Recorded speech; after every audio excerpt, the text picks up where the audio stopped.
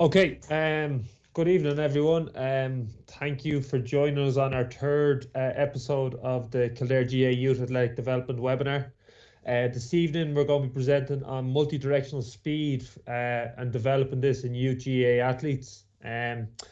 So we've been working on this all week. This evening, David O'Neill and Michael Gillick are going to be presenting. David and Michael are two GPOs in Kildare, and they're working as part of this working group alongside myself and Kieran Sloan from Loud, developing this content. So we've been working away on all week. There's quite a bit in it, but we think that we've built out some very good content. So just following on from all the last presentations, we're trying to provide you with the information that we think you can use and that's practical. If we lose you at any stage, and this is only one part of our support, so please drop me an email or a text or a phone call, and I can follow up on you on any area that you're not too sure of, myself or any of the lads. Throughout the webinar this evening, it'll be an open forum, so if you're unsure of any area that the lads are discussing, throw a question into the question box. If you hover over your screen, you're going to see that there's a text box where it says show conversation. If you throw your question in there, I'll be watching that for the evening, and I'll pose the question to the lads when we get a break in conversation. Again, the way we've ran the last two presentations, it'll be quite informal. So Dave and Mick will be having a chat, and they'll be presenting slides and interjecting on each other and finishing each other's sentences and the likes, which we find is very good. And then if there's any area I feel I could throw my tuppence worth in, I'll get in there as well. So that's enough of me chatting. I'm going to hand you over to the lads to give you a better introduction than I did, and we'll kick it on from there. So off you go, boys. Yeah, cheers, Paul. Thanks. Just a quick, Mick Gillick, GPO in League Slip GAA in Kildare. Would have been involved with Maynooth University hurling teams over the last few years, and obviously a conditioning background. So yeah, look, excited to be involved in this project. So Dave, what about yourself? Yeah, cheers Mick, cheers Paul, and thanks for the invite to come on and present here. I suppose I'm a GPO, as Paul has said, in the county. I'm still an active player with Round Towers. I've been the S&C coach for the Kildare under-20s and the minors over the past 4 years. And I'd have a bit of a special interest in this area, so I'm looking forward to delving in and chatting about it. Yeah, good stuff. Yeah, so Paul, if we just move on to the introduction there. So guys, we're just going to have a little look this evening in obviously multi-directional speed, and as we go through the course of the webinar, we're going to discuss why we train multi-directional and what it actually is, and then once we've established why we train it, what it is, then we're going to hopefully break down how to actually train it in relation to the youth GAA player. So that's the aims of this evening. So yeah, so we can move on to the next slide there, Paul. So the first area of the webinar brings us to the why.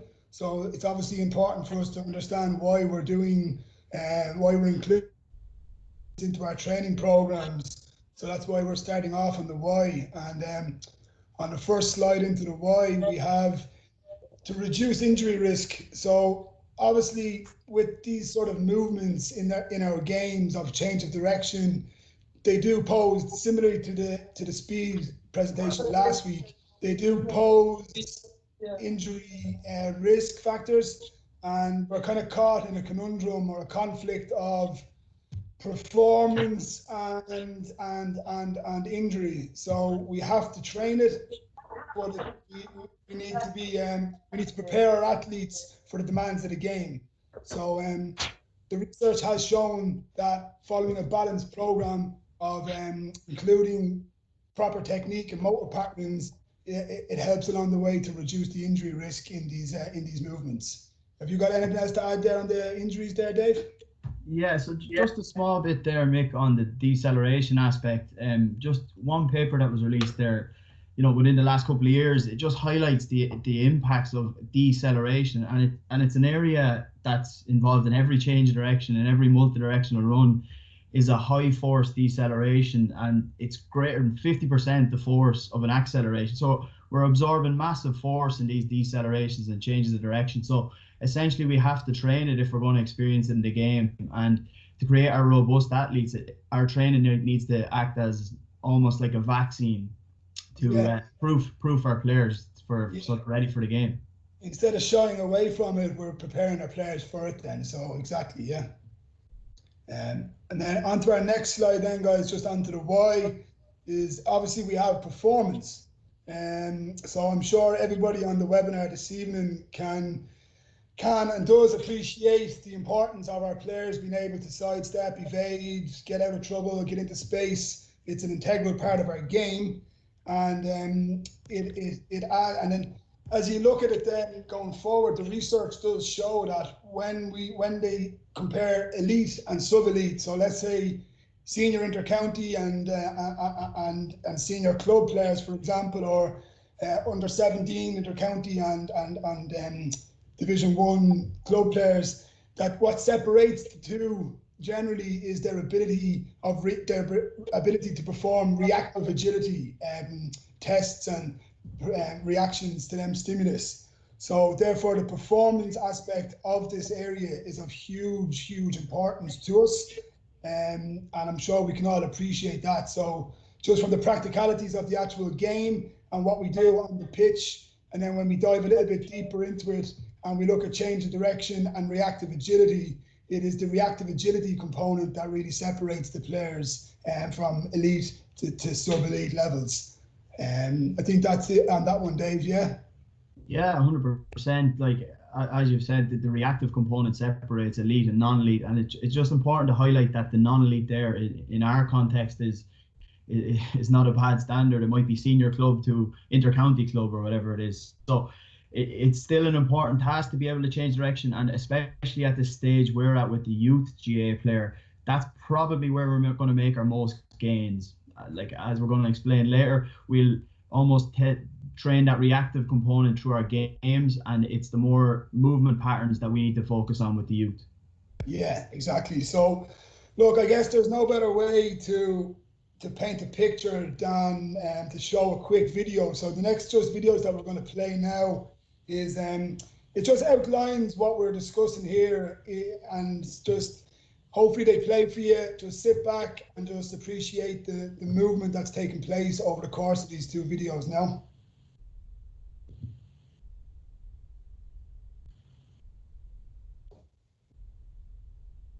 Are they working? Yeah.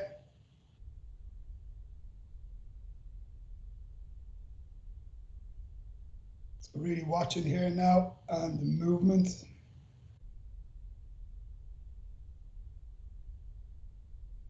It's just unbelievable athleticism, and when you see it being performed to that level. And then just moving on to the next video as well. And we've actually used the same video as last week because it just has such good content. Like, look at this footwork here.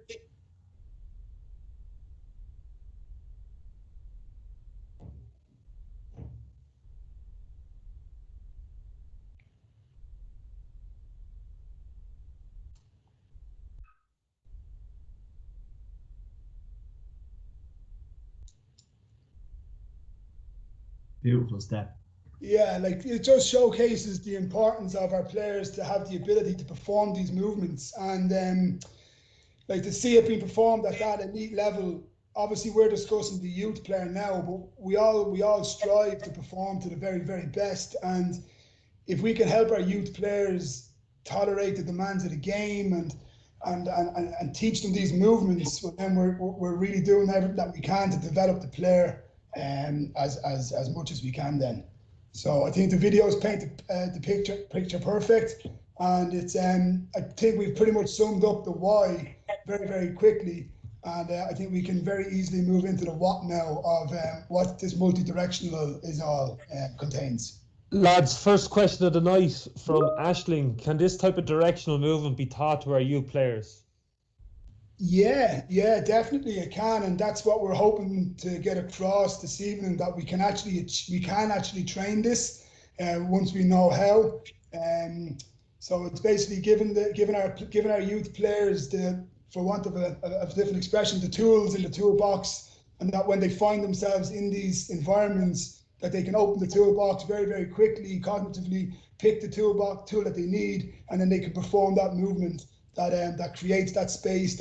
That's that Kevin Moran sidestep there, Dave. We were watching it earlier on, and I think we watched it maybe 10 times. Like, it's just the movement, lateral shift, decelerating, and then he accelerated out. But we can totally teach this, Yeah, 100%. And just on that, specifically for youth, we're not essentially going to train these exact movements. We might combine some smaller movements and some more refined movements, but it's the specific side steps, the crossover steps, the turns that we're actually going to teach, so that the player, as you said, Mix, can add them to their toolbox and apply them where they see fit in the game. Yeah, perfect. Happy to move on? Yeah, I think that's the why, guys.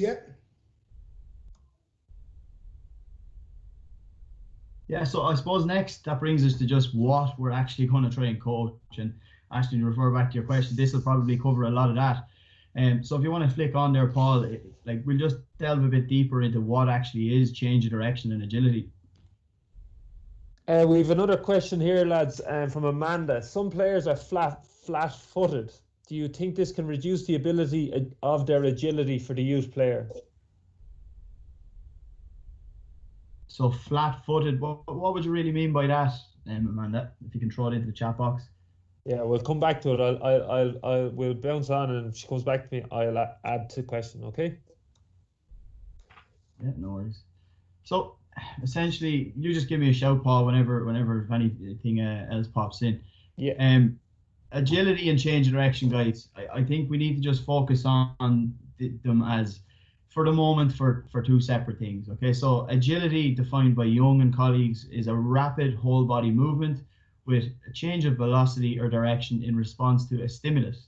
Okay, so key one there is response to a stimulus. Okay, Clark et al. Then defines change of direction as the ability to effectively change speed and direction. So as you'll see there, the stimulus aspect is left out. And then Ian Jeffries in 2016 just kind of ties them in together in terms of a game demands. He says effective agility blends perceptual and decision-making components with the ability to apply effective movement. So that kind of just brings them both together, explaining that although they might be separate things and one might be different from the other, in a game we incorporate both and they feed into each other. Yeah, I think Jeffries just really sums it up there with his definition on it. So it's really, really good the way he just brings it all together on his definition there. Really, really nice.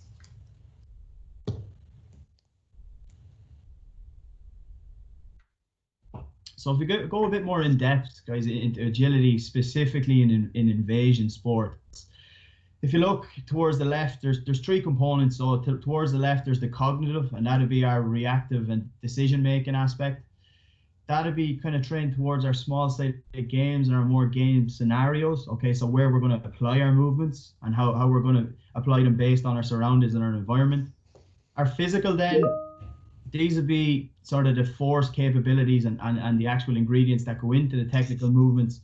Where we're going to train them is going to be on the pitch through the likes of plyometrics, jumps, and in the gym. And then we have our technical on the right, which is going to be what we're going to focus on primarily for the focus of this presentation. And that's essentially the movements and the positions we want to get in. Okay, so again, at the level we're going to coach at youth GAA level, they are open to being able to mold themselves into specific movement scenarios. Okay, so we need to be able to teach those positions so that they become capable to apply them when they're in their small-sided games.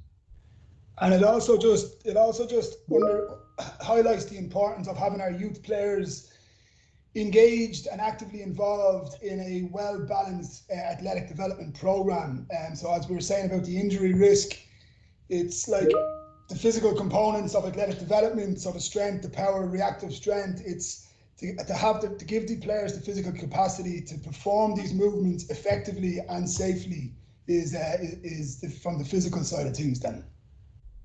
Yeah, 100%. Lads, Amanda came back to me. So what she's added to, I suppose, heavy-footed players, it's got to do with their arches and feet, I think. I have one or two players who are flat-footed and there's a difference in their ability to change direction at pace.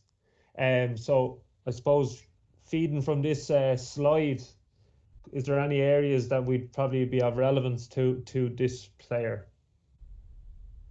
Okay, so essentially, if they're flat-footed, what we want to try and do is going to make them more light on their feet. Okay, so we could try and increase their force production capabilities and how quick they can produce that force. How we're going to do that then would be through the likes of plyometric jumps. Okay, so if someone, they're very heavy on their feet and they're very flat-footed and they're always caught on their feet, we want to try and teach them and train them and coach them to try and be more on their toes and more reactive. So to do that, we're going to be, applying a lot of plyometric training and increasing their rate of force development. And probably to add to that, Dave, just follow on, it's probably, if we actually looked at it, they're probably technically deficient in these movements that we're going to talk about this evening as well. So it actually might just be poor technique, where they might be braking when they're supposed to be accelerating and the likes of that, due to technique as opposed to physical deficiency or something like that. There's a lot of value to be got out of this discussion this evening for those type of players who might just be a bit technically clumsy as opposed to anything else. Yeah, and it comes down to their coordination, really. And you'll see there under technical, body lean and posture is a main component there. And it's just about controlling their own body, feet placement, being in control of where they are in space so that they're in a position to actually move in the right way. Yeah. Okay, happy enough? Yeah. So I guess breaking down agility, guys, this is kind of more so towards the cognitive aspect. And if I get you to look at the photo on the right, first of all, you see Padraig Nash, who's a very quick and agile player, essentially taking a sidestep. And I've marked Padraig Nash in a game, and let me tell you, this is at a fast pace. So what's going on essentially in his head? Ian Jeffries breaks this down into what he calls the OODA loop. First one is observation. So the athlete observes all relevant information from the stimulus. So in this case, the stimulus is the opposing player through visual, auditory, and physical senses. So this is all happening very quick. He's looking, he's hearing, he's feeling, and he's then moving into orientation, where he's going to essentially organize his thoughts based on the scenario. Okay, he's going to have a list of things he could possibly do, and he's going to organize them into the most suitable. Okay, and this is happening at high speed.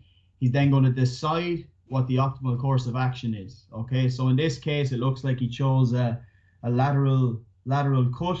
All right, so he's pressing off the outside leg, and then finally he's going to execute the chosen movement. So what Ian Jeffries references there is that it's a constant loop, and it's constantly happening in the brain during a game.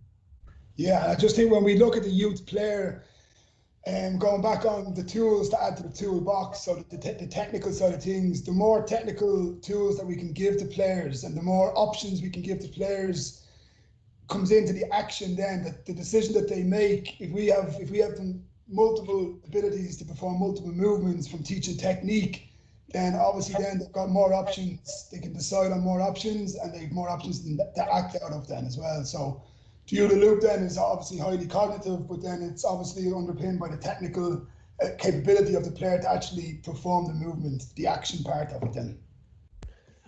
And then it's probably the experience as well. So the experience of every time he's played a game, he's side-footed, or he's sidestepped a player, a small-sided game, a drill, an activity.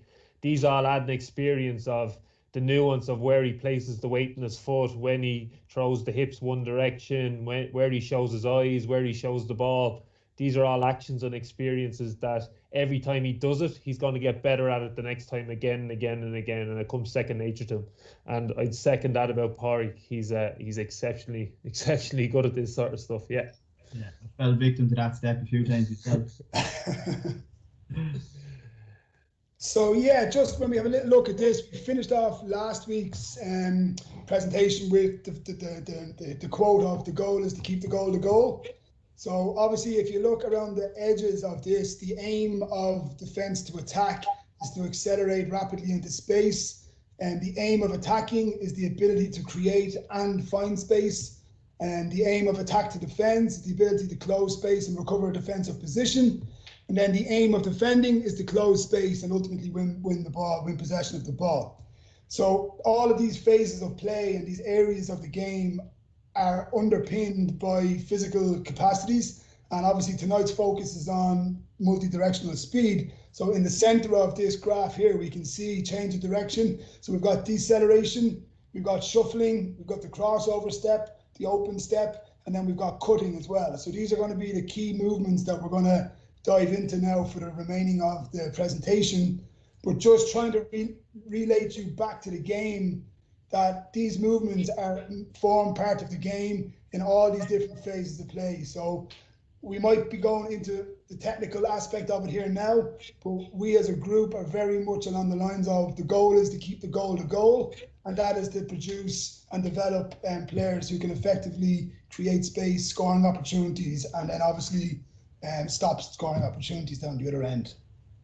Yeah, and one thing I just add there is obviously we're going to go into the technical models here, but as we're going through, maybe just in your own head, think of a scenario where a player might apply them, so you can kind of understand, you know, the scenarios where they might be used and you might actually apply them more. Yeah. Yeah, so I suppose the very first one is deceleration. Okay, as I said at the start, it's massive. You know, the force you go through in your legs and your whole body essentially is greater than 50% of an acceleration. So it's the highest, most force we go through voluntarily in a game. Every change of direction contains a deceleration. Okay, so no matter what speed we're running at, we'll have to decelerate into it, and there's principles we need to follow to do that. Okay. Decelerating plays an important role in creating space between attackers and defenders, and we'll see that in the video on the right. Yeah, elite athletes are more capable of maintaining a higher frequency of accelerations and decelerations than lower performing players. And I think that's a key point there actually in relation to injury prevention, because as we've seen from a lot of the studies that went past, that a lot of injuries happen during these high force decelerations. So if we can train athletes, our younger athletes, to be able to go through these decelerations at a higher frequency, they're less exposed to injury risk. Yeah, definitely, yeah. We just have a video here just to showcase perfect example of the importance of deceleration. So hopefully it's playing for you guys now.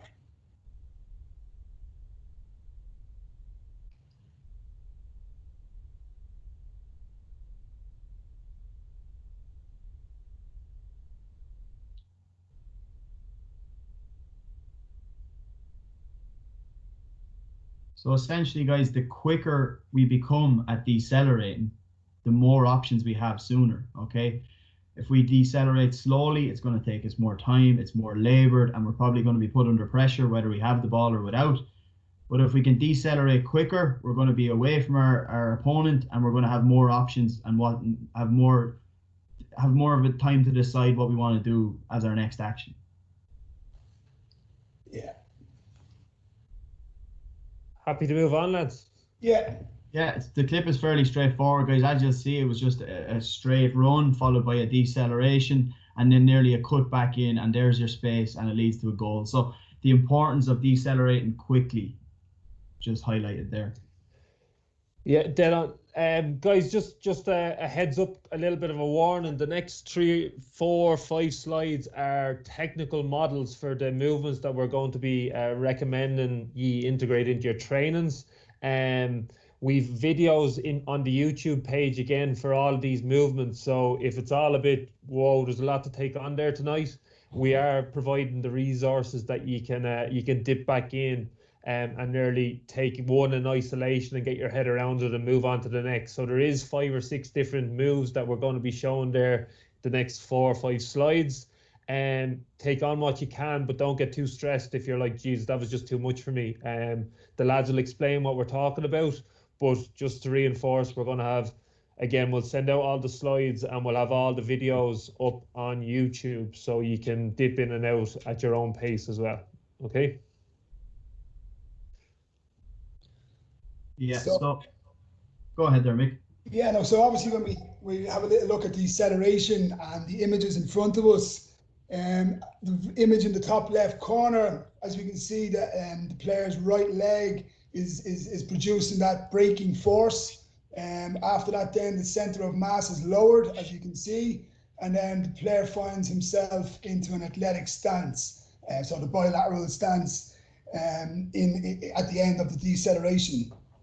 So as we can see, there's a big force. As Dave has alluded to, if you really look at that top left picture, you can see the force being generated through the legs coming through, and then the center of mass is lower down.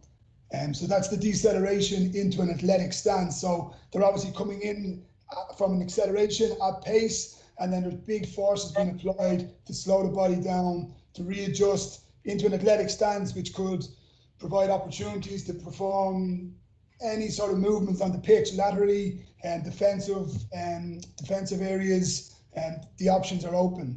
And then also then in deceleration, we also have accelerating to a split stance. So Dave, you want to talk through the split stance? Yeah, guys, just on the athletic stance, guys, a scenario you might apply that in is say in the picture there, that's the cornerback chasing a forward out, slamming on the brakes because the forward gets the ball and essentially shepherding the forward into a closed space. So just a bit of a scenario where we might apply that into the deceleration into a sprint stance. So a lot the same. Okay, we have in the first picture on the bottom left, there's braking going on through the athlete's right leg. It's in front of the center of mass. The base of support is spread. Essentially then in the second and third pictures, the center of mass is lower. The posture is good. We increase the amount of steps to try and slow ourselves down, and then we're into our split stance. So you'll notice the difference between the top right and the bottom right here. So essentially in a bilateral stance or a square on stance in the top, and then in the split stance, which we can relate back to a scenario which we would have covered and the lads would have covered last week. That's essentially our position we want to start and accelerate on from. So a scenario you want to, apply this to would be if you accelerate out, decelerate, you find yourself, you have the ball, and essentially you have a split stance and you want to accelerate forward then into space. Yeah. And guys, just so you understand, these are taken from the video clip. So we just scroll through the video and we try to find the different positions in the actual video. So these are just stills taken from the actual YouTube clips, as opposed to us posing in these positions or anything like that. We move on. Yeah, on to the next one. Yeah.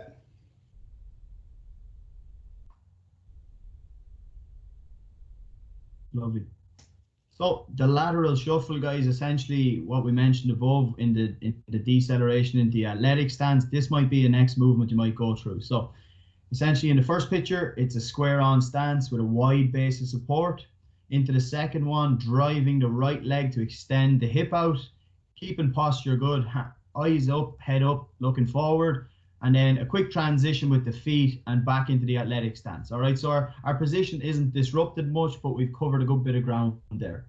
Yeah, and just as we look at this movement here, when we're coaching it, we want to just be having a little look in picture number 2 on the left leg. You can see that the knee is staying aligned over the foot so that we're not going into bringing the knee out of alignment with the foot. So we're trying to keep that nice strong base of support. And then the quick transition in image number 3, like this, you see the 2 feet up in the air quite close together. This happens in a split second, and it's across back into that athletic stance again. So as you can see throughout the whole movement, the hips stay low, the center of mass stays low, and we're nice and strong all the way across the movement. But we are looking for certain teaching points along the way. That drive from the outside leg in point in number 2, and then the knee staying in alignment as well is also something for us just to be watching. And again, guys, where we might apply this would be straight following on from the decel with the cornerback shepherding the forward out towards the sideline or whatever. Happy to move on? Yeah. So just on the crossover step, guys, it obviously, first of all, when you look at these images, it might look a little bit unorthodox to GAA and what we're suggesting to include these in. But from this movement here, we can actually cover a massive amount of ground in comparison with the shuffle. So if we start off in the athletic stance on picture number 1, okay, if you look down in picture number 2, if you look down at the player's right foot, you can see that it's just starting to swivel, turn out. And then the left, and number 3 then, the left hip brings the knee up through in front of the body. And then we come across in number 4, we plant, and then the right leg comes back around again into that athletic stance. So as Dave has been saying, how we can apply these to situation, to games, and when we would use these is if the player is in a situation on the pitch where he or she is trying to get across and close in space, if they go from this position of athletic stance to athletic stance, when they get to the second phase, they're still in a position to move laterally to the front or to the back. So this position gives all the options open, and it can cover a lot of ground in comparison to the lateral shuffle. So that would be my take on the crossover step. Dave, have you anything on that? Yeah, no, just in a scenario, you've hit the nail on the head on where it might be used. And we covered the decel into the lateral shuffle, and that might be, a small shepherd of the defender, shepherding the forward out of play. In this one, the defender might not be in a good position. They might have got turned and might want to cover ground quick, as you said, Mick. So it's a bit more of a high velocity, and you're trying to cover more ground when you use the crossover. You might be chasing back the attacker who's after catching the ball, who's attempted to try and turn you, let's say. Yeah, so just if you look at number 3 there, if when you're initiating the movement, if you're fully committed to your chest facing the way we're moving, and then all of a sudden the break of play happens the direction you just came from, you're going to be able to get back into the play from that athletic stance easier than you will be if you're committed to going that direction. Yeah, and I just referenced the athlete in the photo, the left leg. So look at the distance from, say, picture 1 to picture 4, how much ground they've covered. Like, the left foot is essentially on the cone in the first one, and it's not even in the photo then on the fourth one. So it's one where you cover massive ground quickly. Happy, boys? Yeah, okay, Paul, yeah. So again, another crossover, guys, but at a bit of a sharper angle. This just depends on the sharper the angle, essentially, the lower the center of mass has to go. So if you look at the first one, slamming on the brakes again, lowering the center of mass. The second one, the center of mass is much lower than we would have seen before. And then the base of support is very wide into a turn of the torso and the hips and the shin into the direction we want to go. Then you see our crossover step coming through with the left, and then a big knee drive to open up into the stride, into our acceleration mechanics. So again, if you were a defender and a forward caught the ball out in front of you and went to turn back into goal, this is the position the defender might go through, and this is the one we need to teach them to apply in that situation. Yeah, as you can see on image number 5, it really connects from what we were discussing last week in the acceleration. So you can see number 5, the athlete has been completely turned the direction that they're going effectively by using the crossover step, and then they've got themselves into an accelerative position that they can obviously get out of that position then much quicker. So as you can see, we're linking acceleration into this, so it's all part of the picture together. Yeah, happy to move on, Paul. Just a small bit different on this one, guys. You'll see the main difference in comparison with the crossover is the right leg doesn't.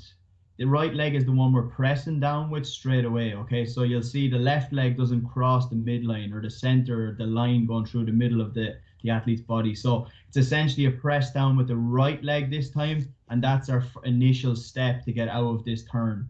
And this is just the open step. It's just a different technique that we also need to cover. Yeah.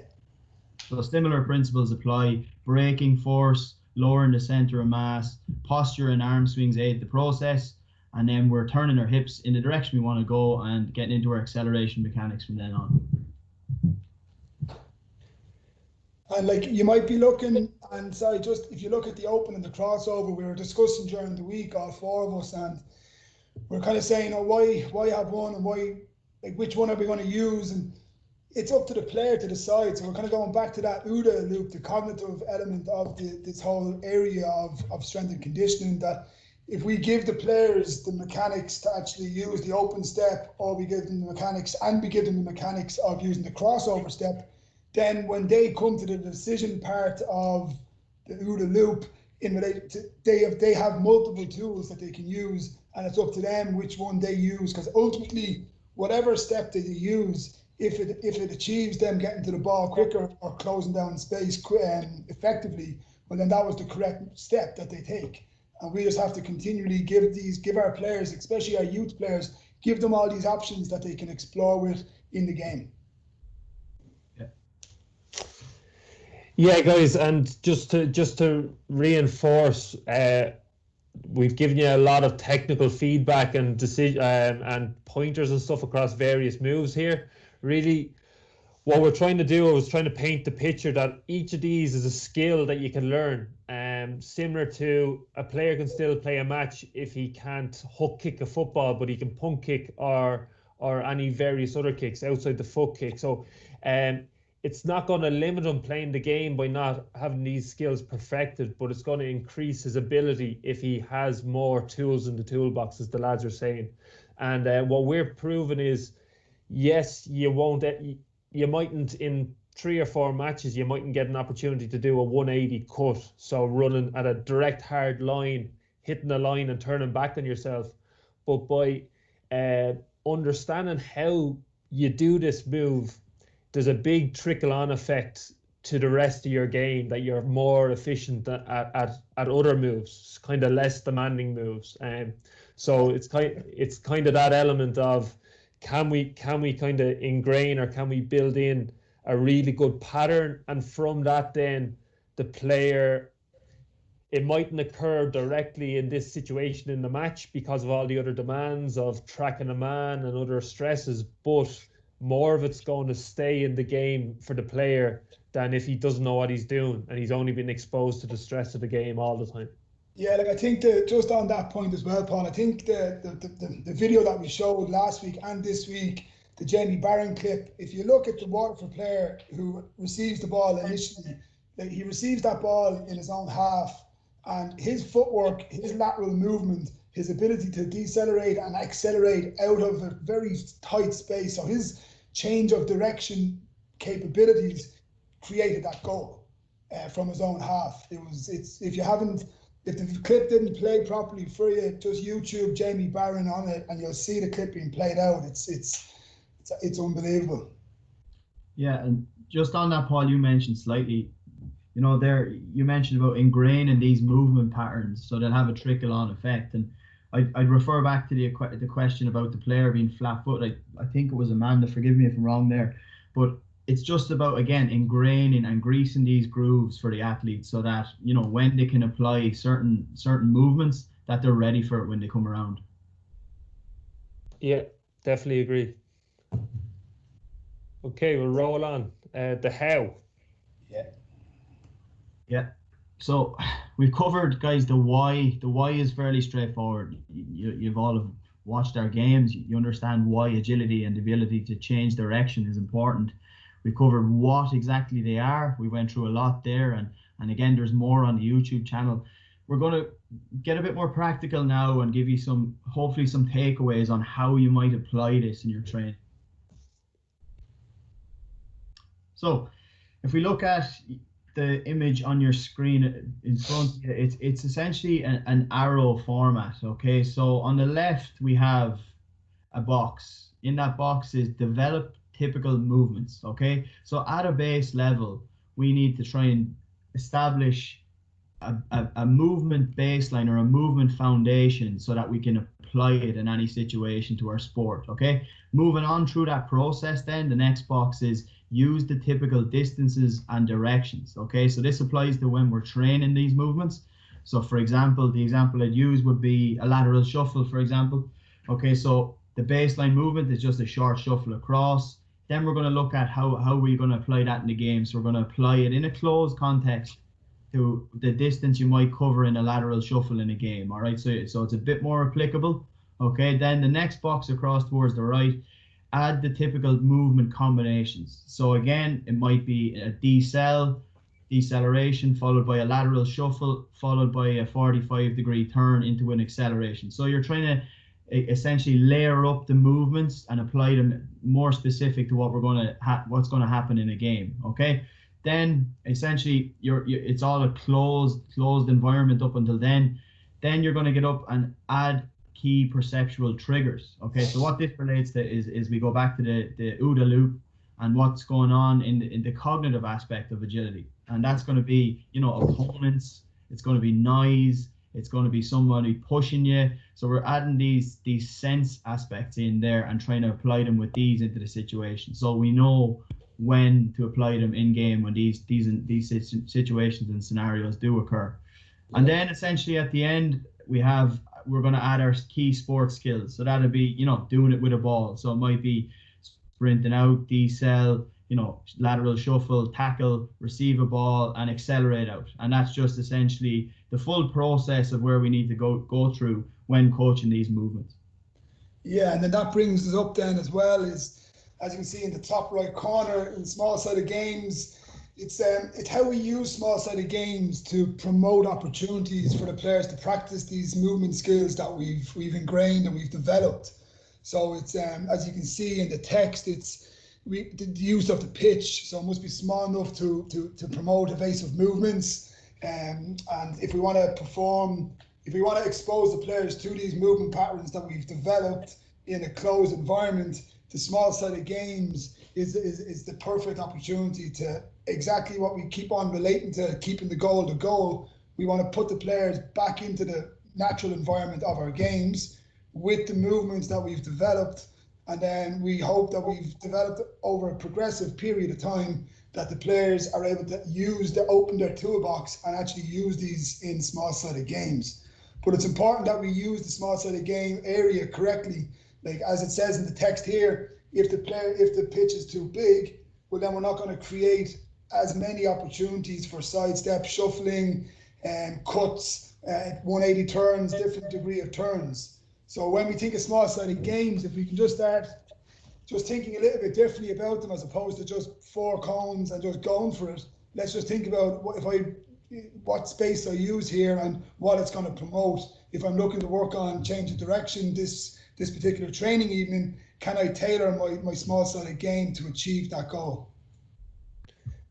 Yeah, definitely, Mick. And I think a key thing to understand as well is the arrow phase is very much about planned learning. So we're laying it out in front of them so then to fulfill the task at hand. Whereas the small-sided game, the opportunities to perform these tasks arise as the situation demands. So we're not actually encouraging them to do cuts or decels or accels. It's just play the game, play to the game, the rules of the game that you have, win the game if they can. And these are going to be an accidental byproduct or a intentional byproduct probably by the coach, but the players won't be doing it on purpose. They'll just be responding, going back into the cognitive OODA loop part of the process. So it's kind of they decide what they want to do as opposed to us telling them you should cut there or you should run there or whatever. Yeah, 100%. Okay. Yeah, so guys, just in front of you here, you'll see a load of arrows, essentially.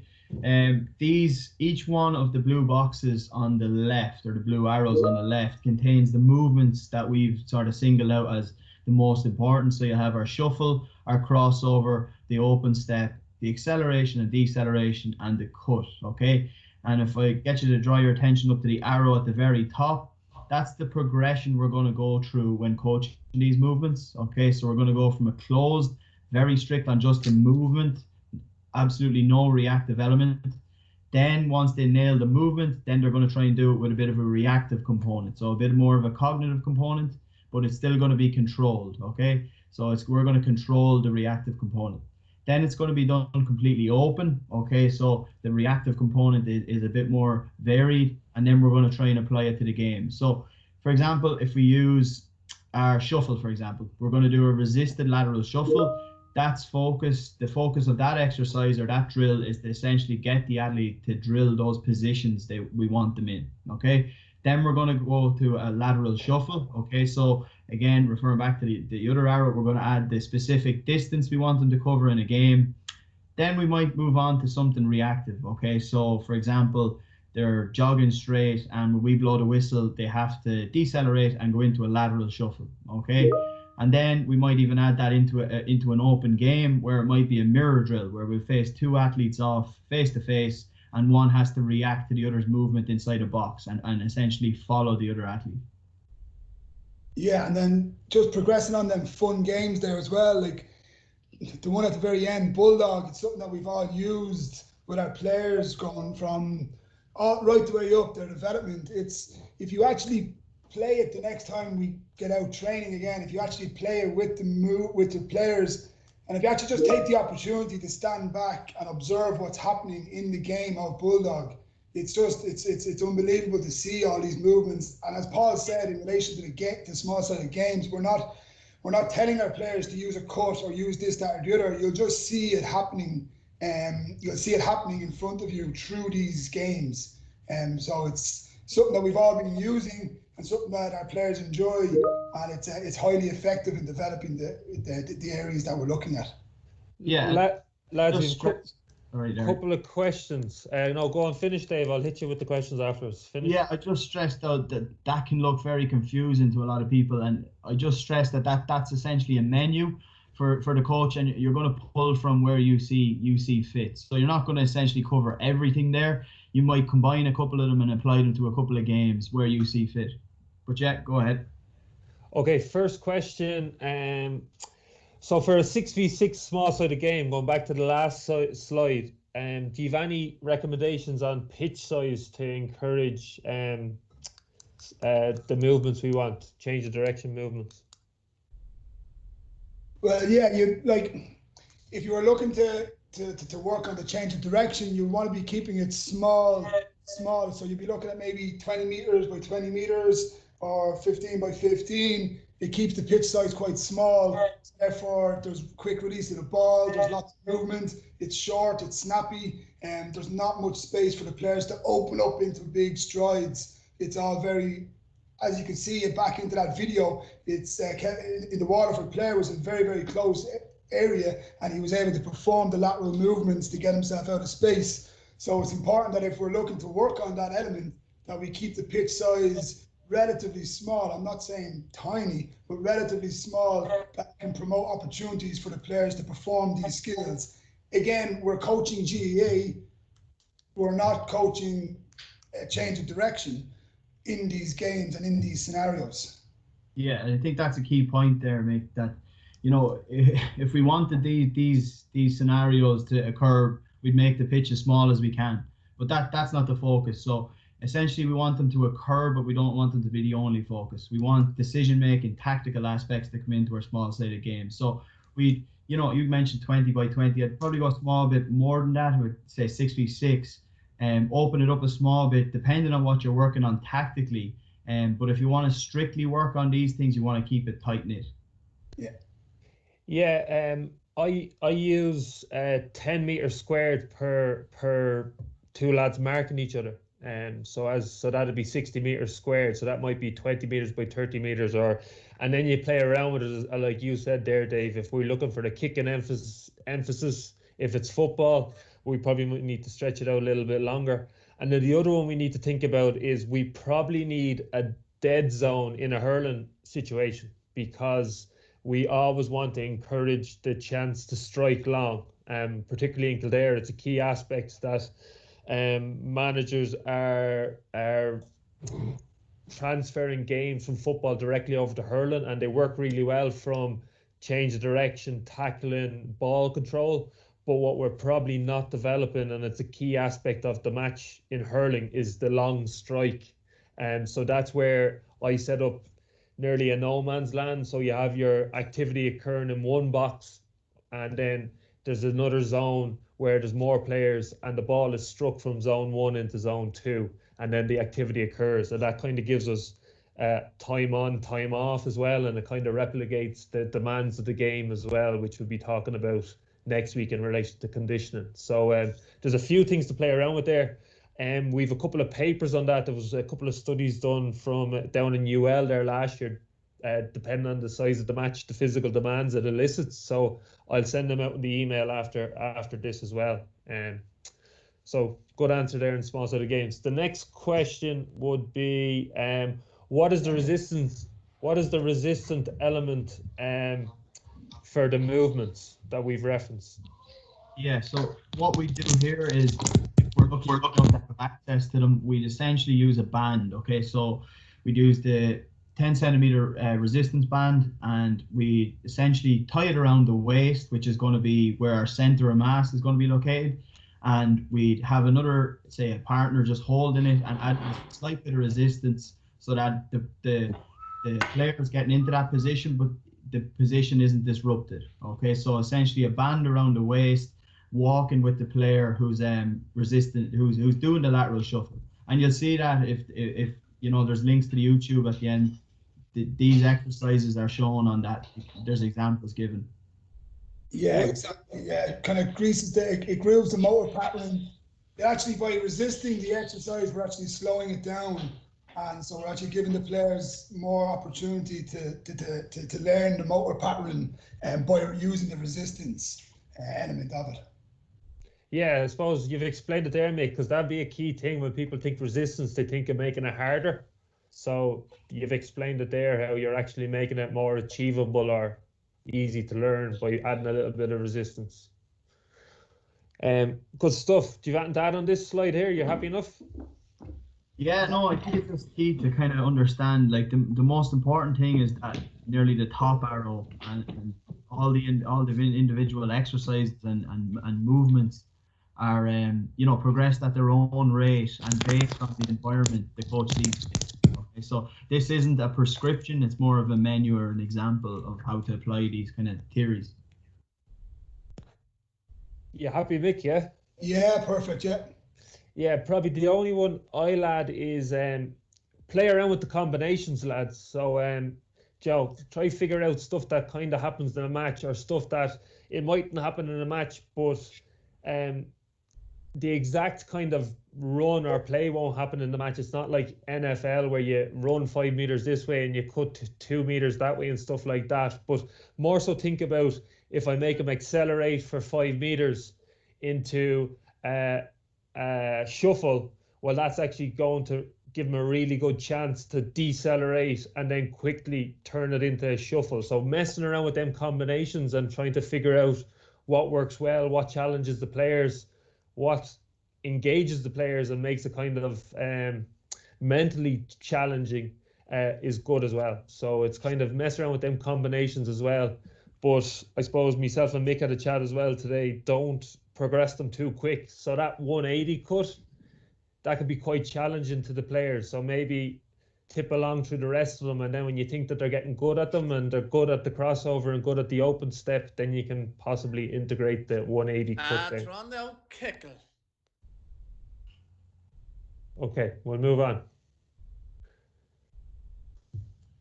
Yeah, and guys, just to follow up on that training menu you would have seen there, all the examples are on the YouTube channel that Paul, myself, and Mick have created there. And you'll see, albeit it's our attempt at the best technique, but it's not perfect, but it's examples of where you might apply them. So you have that there as a reference going forward.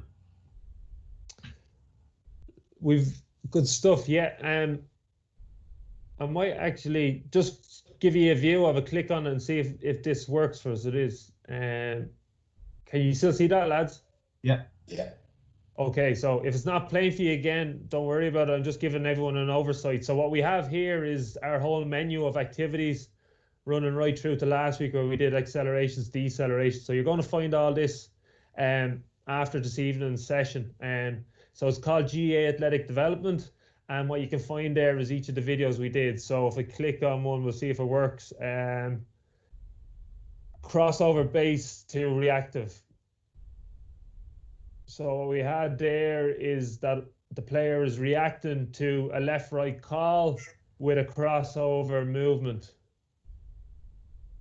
trying to get into place. So that mightn't happen in a match, but all we're trying to do there is groove the pattern of the crossover. So the left leg coming across the right knee, getting into place, base position as quick as possible. So that would be the activity there. So there's plenty of them there. I just said we'd see if it works so lads can see what's happening. I'll try pull up the slideshow again. Okay. Lads, we've one more question there from Matty. Because you players have not been playing Gaelic games over the last few months, their exposure to change of direction may be limited. Is there an initial approach coaches should consider when incorporating agility-based work so they don't increase the risk of injury? Yeah, well, I think the first thing we need to look at when the players come back is we need to give them the opportunity to get back playing our games again. And we need to build a little bit of general fitness back up with the players. And we can just use simply our general small-sided games without any major specific focus on agility and change of direction in isolation, so to speak. So we can give the players that exposure to recommencing training, recommencing the load being placed by our games for the initial block, be it 4 to 6 to 8 weeks, and coming back in. And then after that, then once we've established that basic general fitness back into our games again, then we could progressively start introducing this. So like a lot of the youth players might not have been exposed to these elements that we're discussing this evening, but we're not saying for 2 seconds that the minute we get back training, you're going back out doing 180 turns or anything like that. What I would be advising is to get the players back out onto the pitch and just build up that general movement capacities of our players in our small-sided games, in our normal trainings. We're going to be slowly getting ligaments and tendons accustomed to the load that is being imposed on them after the break. It's actually funny that questions came up. It's something we were discussing on our last on the last webinar of this series. We're going to have a return to play section in that as well. So have you got anything to add to that, Dave, or a different slant on it, or what do you think? No, 100%. You absolutely nailed it there, Mick. Like, essentially just get them back playing their sport first off. That's what they're going to have to be doing at the highest intensity. From then, as coaches, we can layer in at slow paces what we feel like they need to work on. So again, where you might pull in a 45-degree cut to just kind of drill those things that you feel they might not be getting, all right? But just make sure they're starting at a low intensity and they're layering up intensity as they go, all right? I'd probably assume a lot of players would have done nothing. So I'd probably start at a very low level in terms of intensity and load, and just essentially layer up every week until competition. Yeah, I think even going on last week's presentation on speed, and then also this week now on the change of direction, I think the main thing we're trying to get across to youth coaches is this stuff that we're discussing. It's all very progressive. It's not go out on the first week or two and absolutely overload the players with this stuff, because they wouldn't have had this exposure before. So it's a youth athletic development. So if we're under 14, under 15 team, we're just slowly building this stuff into their trainings. We're not going straight out and throwing the kitchen sink at them straight away. You need to be patient and take that slow, progressive manner. What about yourself, Paul? Have you got a slant on that? Yeah, I'd probably come with a different slant, lads. You look at this table, it's fairly like from shuffle down to open step, at least fair enough. We'd want to mind accels and decels and make sure that they're implemented in a very gradual schedule. But like, if we session 1, if we want to start back and introduce a resisted lateral shuffle, there'd be no issues there, so it's kind of, a lot of this is low intensity and grooving patterns. We're very conscious that actually we're taking a lot of the stresses away. So we're taking the other stresses of players tackling you, of any of the other activities away. So they're actually getting to develop these in a true state and make them good, so going resisted lateral shuffle into a lateral shuffle and maybe a bit of a game like you call left and they have to go right or something like that. It's all going to be very simple, basic stuff. Fair enough, don't go into the combinations of an accel into a decel into a shuffle, but maybe the first phase, that closed and reactive, is perfect right from the get-go, I guess this is where myself and yourself, Paul, I'm always get the ball involved. Yeah, and I think that's probably a key part of this webinar series for me, that I'm just trying to show all our coaches that are logging onto this that these are all skills that can be built, okay? And sometimes when we're just 100% focused on the ball always being in the game, they're not, okay? Whereas if we're able to dedicate a small microdose of every session, that we just give a little taste of this, we're going to actually build a player who's ready for senior, club and intercounty by the time they get to the age. Whereas if we just keep giving them the exam and say, go play the match, let the match develop you, well, there's going to be some aspects that they just won't get fully developed on. Like, so it's just a different thinking on things as well. Right, who's running through a session plan? This probably feeds into it as well, to be honest. Yeah, this kind of covers where you kind of go with it and how practically you might go with it. So if you look at, guys, this you would have got a lot of information would have been kind of spit at you there now in the last hour or so. But how you might comprise this into your session is probably the most important bit for you guys. If you look at the left, you have the phase of your session. Then coming across, you have the focus, the content, and then finally the duration. So what the research says, and what the likes of Ian Jeffries, who's a leading researcher in this area, the warm-up should contain a lot of this multi-directional movement. They'll say, okay, so you're encouraging a lot of these patterns during your warm-up. And you'll find in the GAA 15, a lot of this is happening with your lateral lunge, your jumps and stuff, okay? So these type movements and kinetic chaining is happening during the warm-up, all right? Then you're going into your change of direction focus, all right? So this is where intensity might be brought up a small bit more. It's going to be, again, starting with closed drills, moving towards open and reactive. The example we've used is the lateral shuffle. So you might start with your resisted lateral shuffle, 2 by 5 meters each. And then you might go lateral shuffle without the resistance, so a bit more velocity, into a lateral shuffle with an acceleration, for an example of a combination into a more specific movement. And then you might go from a 45-degree cut over 30 meters, and then you're straight then into your main session. So that's the progression we ideally like to go through. Again, during the main session, you're probably going to have a small-sided game or a game scenario. So there's where you're going to layer on your key sports skills, as the arrow above would have shown. Yeah, and just one thing there, Dave, I'd probably be saying that we'd probably create the cut early in the run. So we'd probably get them maybe 10 meters out where the cut occurs, and then they'd excel for the 20 meters. So they might excel in 10 meters, decel into the cut, and then excel out for 20 meters. We don't need to wait to get 30 meters into the run and they're getting very high intensities and then slamming on the brakes into a cut. That could be an advancement at some stage, that we keep pushing the cut distance out. But and that'd be another thing just to be aware of.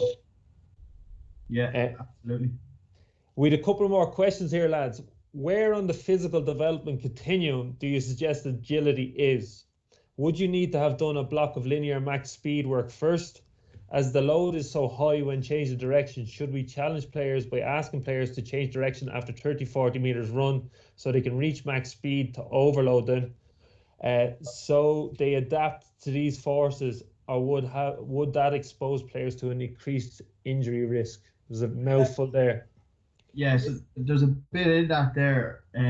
So if you break it down, essentially, I think the question first off said, do we expose them to, our linear speed work? I think that was it, Paul. You might correct me there if I'm wrong, but do we do that before this stuff, because the load of this stuff is very high? And where I'd come from at that is, yes, you would do it as a precursor, but it's also an ingredient to this stuff. So the low level stuff here isn't going to have massive load. Like Paul mentioned with a resisted lateral shuffle, the load on that isn't massive, all right? So we're still, going through the motor patterns and without massive impacts or massive deceleration forces. Okay, so I'd start essentially really closed, eventually moving into some, more open drills, and I'd layer up the speed stuff with it, all right? So again, the speed stuff is an ingredient to a lot of change of direction. So you have accels, decels, high velocity runs in our game, and you're going to need to change direction in them. So I'd start low and build them in together as we progress on.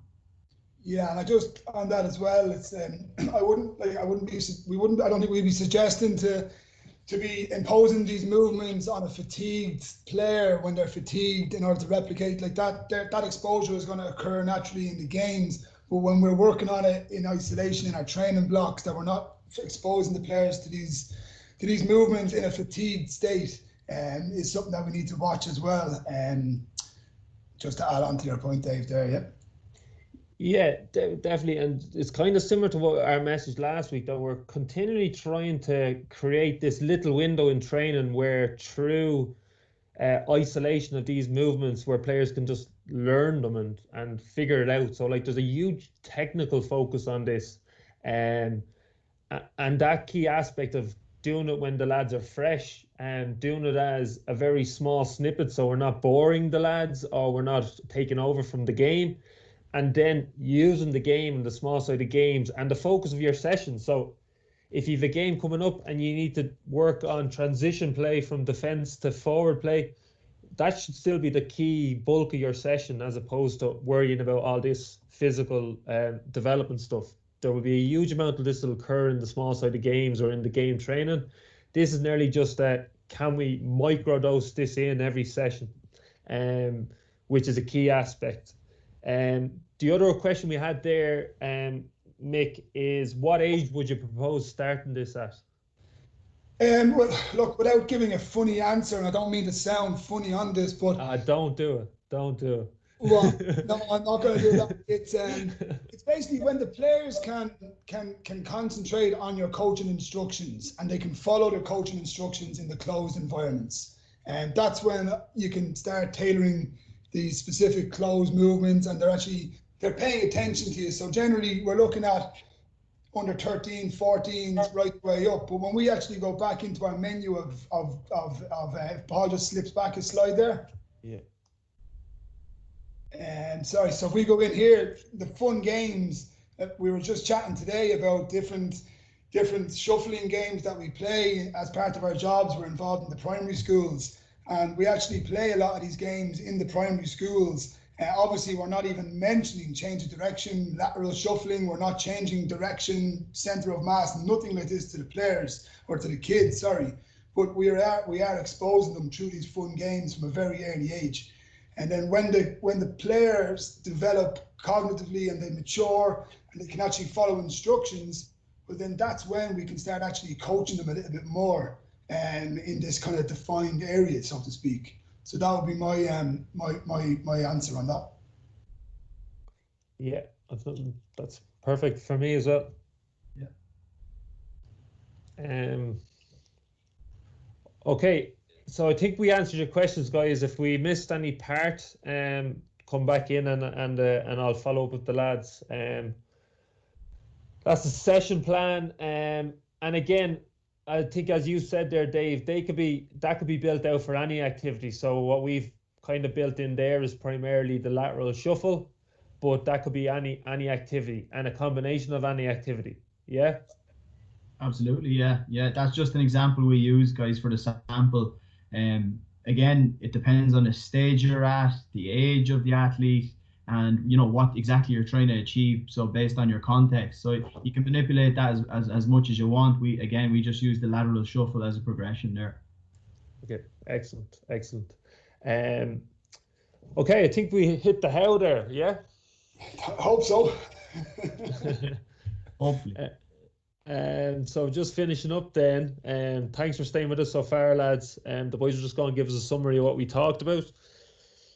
Yeah, so look, basically just to summarize the objectives at the start is we hope that we've got across why we train, change of direction. We've got varied movement patterns on the field.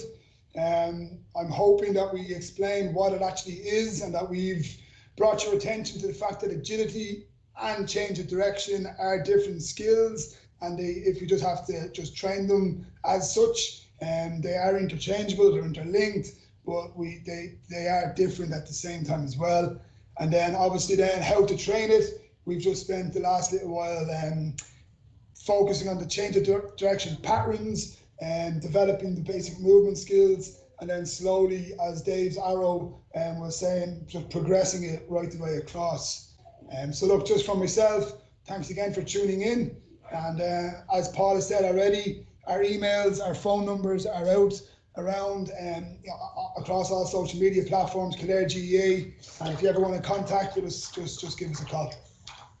Yeah, absolutely, guys. And I'd second that, Mick. Firstly, I'd like to say thanks for logging in and listening, guys. It's a Friday evening, so there's probably a number of things you could be doing other than this, but thanks very much. I hope you got something from it.